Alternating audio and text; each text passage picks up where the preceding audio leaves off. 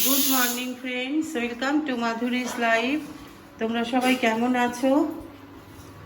ঈশ্বরের কাছে প্রার্থনা করি তোমরা যেন সবাই ভালো থাকো, সুস্থ থাকো। আজ একটু এক জায়গায় বেরোবো, ওই জন্য সকাল সকাল উঠেছি, আর কাজেও আসেনি।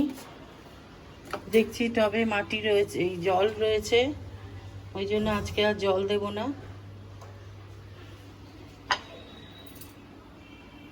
এখানে দেখো উচ্ছে গাছ একটু একটু বেরিয়েছে, পরে এটা অন্য বাসনে চেঞ্জ করে দেব। আর মাটিও দেব, মাটি অনেক এনে রাখা আছে। আর এই তুলসী গাছ,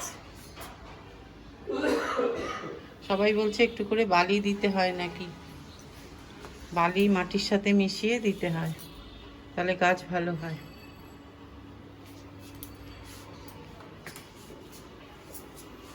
তো চলো এবার যাই।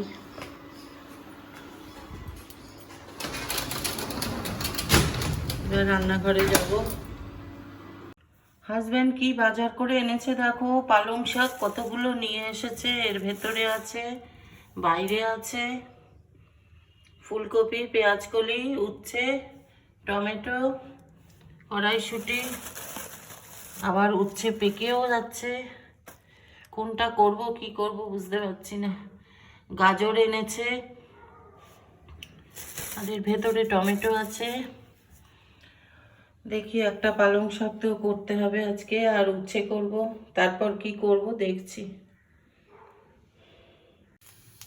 দেখো কি রান্না করলাম, উচ্ছে ভাজা করলাম, পালং শাক, আর ডালের সাথে খাওয়ার জন্য ছেলের আলু ভাজা, আর এদিকে ডিম সেদ্ধ করে রেখেছি, আর আমাদের জন্য মাছ হবে।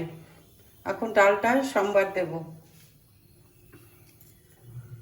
দেখো ডালটা হয়ে গেল, কালো জিরে কাঁচা লঙ্কা দিয়ে ফোড়ন দিয়ে ডালটা করলাম, আর শুকনো লঙ্কা ফুরিয়ে গেছে। আর এদিকে মাছটা ভাজতে নিয়েছি, আর ছেলের জন্য দুটো ডিম সেদ্ধ করে এই সাইডটা কেটে কেটে নিয়েছি, নুন হলুদ মেখে নিয়েছি। এবার এটা করে নেব। একই সাথে ভাবছি আদা পেঁয়াজ রসুন টমেটো দিয়ে মাছের ঝোলের মধ্যেই ডিমটা দিয়ে দেবো, কারণ মাছটাও আদা পেঁয়াজ রসুন দিয়ে করছি। এরপরে ভাতটা বসাবো। আমি একটু তাড়াহুড়ো করে রান্না করছি আজকে, তার কারণ ছেলে সিনেমার টিকিট কেটেছে, দুপুরবেলা কটায় যেন শো, 1:30 না 2 কটায়। তার আগে সব সারতে হবে, খেতে হবে, স্নান পুজো আছে। ওই শাহরুখ খানের টাঙ্কি, সেটা দেখতে যাব ওই ডায়মন্ড প্লাজায়, ওইখানে হচ্ছে, ওখানে যাব দেখতে। তাই জন্য একটু তাড়াহুড়ো করে রান্না করছি। তো দেখো আমার সব হয়ে গেল, আলু ভাজা, উচ্ছে ভাজা, শাক, আর এইদিকে ডিম আর মাছের ঝোল আদা পেঁয়াজ রসুন দিয়ে একবারে করে নিয়েছি, এটা হয়ে গেছে। আর এদিকে ডাল করেছি, আর ভাতটা বসিয়ে দিয়েছি। ঝোলটা একটু শুকিয়ে তারপরে গ্যাস অফ করে দেবো। এবার একটু চা খাবো বসে, এখন সবে 10:30 বেজেছে। এর মধ্যে আমার সব সারা হয়ে গেল।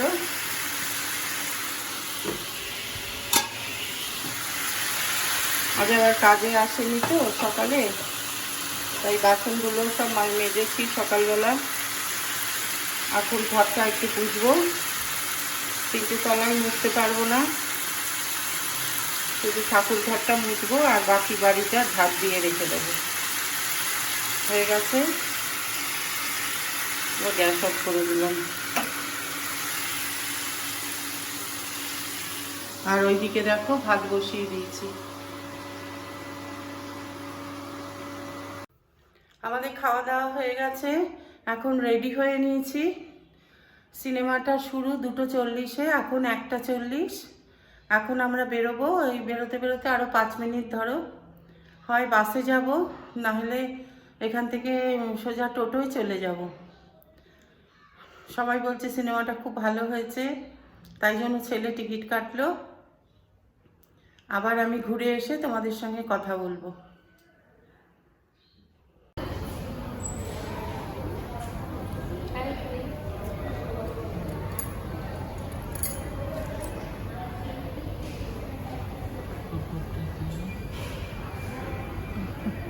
এই